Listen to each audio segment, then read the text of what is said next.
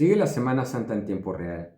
Al entrar en la Semana Santa, ese lapso sagrado desde el Domingo de Ramos hasta el Domingo de Resurrección, aquí tienes un desglose día por día de lo que nos dicen las Escrituras que sucedió cada día. Domingo de Ramos.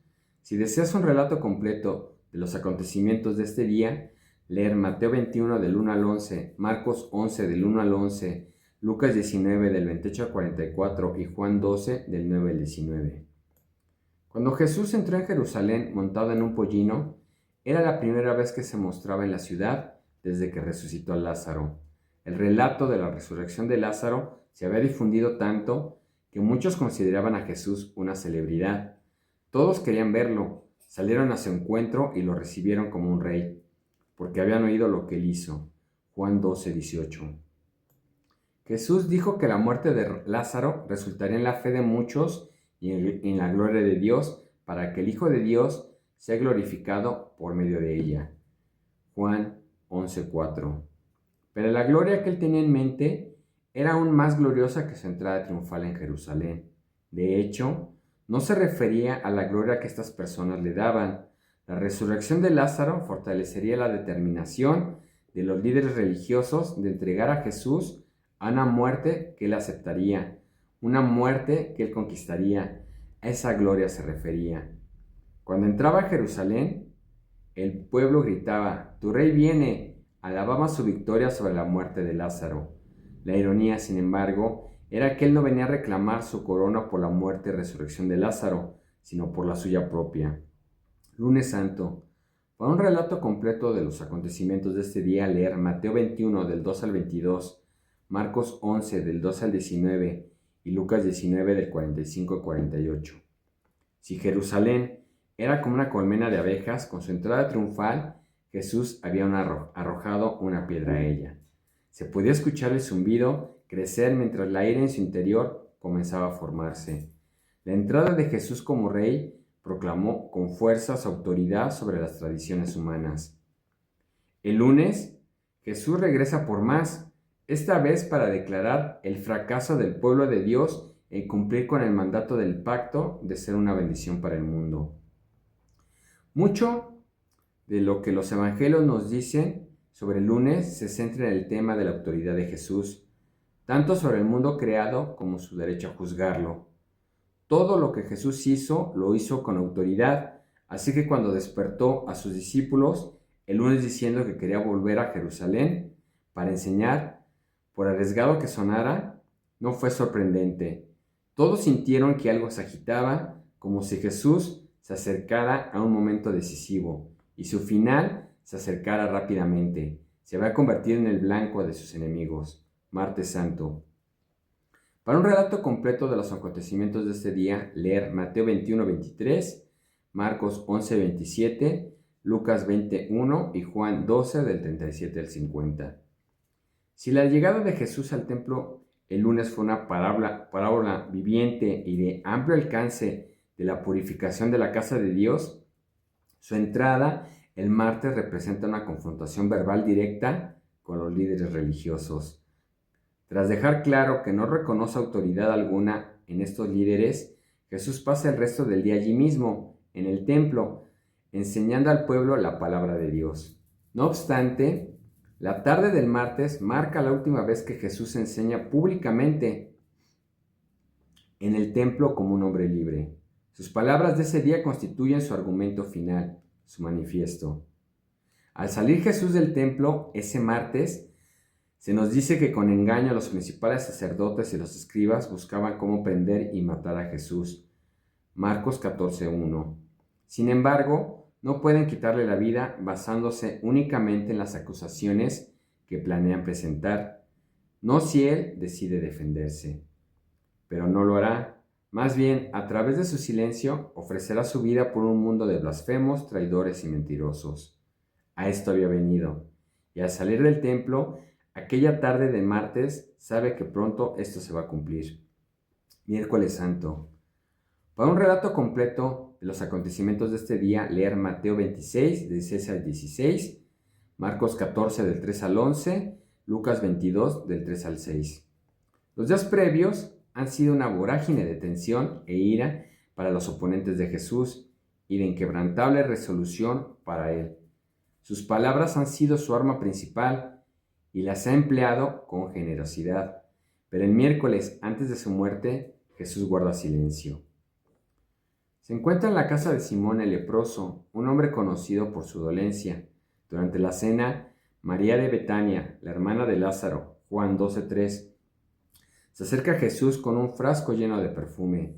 Había estado guardado ese perfume, cuyo valor equivalía al salario de un año para esta ocasión precisa. Juan 12:7. Comienza a derramarlo sobre la cabeza y los pies de Jesús, lo cual exige romper el frasco.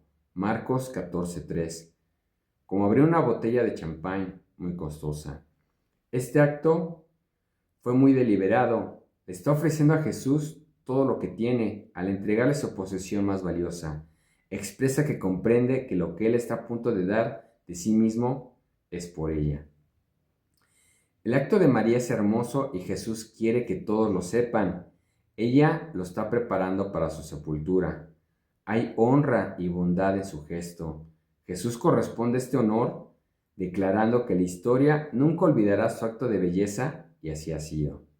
Jueves Santo.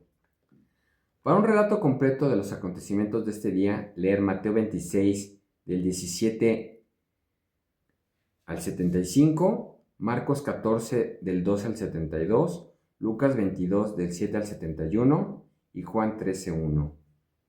El jueves anterior a la crucifixión de Jesús ocupa muchas páginas en las Escrituras. Comienza cuando Juan y Pedro reservan el aposento alto. Allí Jesús lava los pies de sus discípulos, explicando que Él está allí para purificarlos.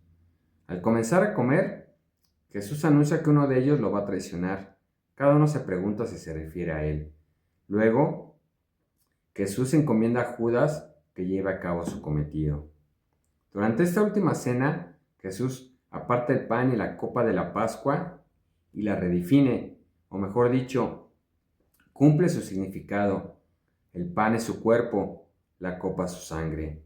Esta comida ya no le recordará principalmente la liberación de Dios de la tiranía externa del faraón, sino de la tiranía interna de su propia culpa y pecado contra Dios. Jesús ora por sus discípulos y por aquellos que llegarán a conocerlo a través de ellos, para que su Padre los haga uno. Juan 17. Después, Jesús y sus discípulos se dirigen al Monte de los Olivos para orar. Marcos 14:33. Pero Él no está allí solo para orar, también está allí para esperar. Pronto una fila de antorchas serpentea hacia Él en la oscuridad. Esto es lo que han estado esperando. Viernes Santo. Para un relato completo de los acontecimientos de este día, leer Mateo 27, del 1 al 61, Marcos 15, del 1 al 47, Lucas 23, del 1 al 56 y Juan 18:28.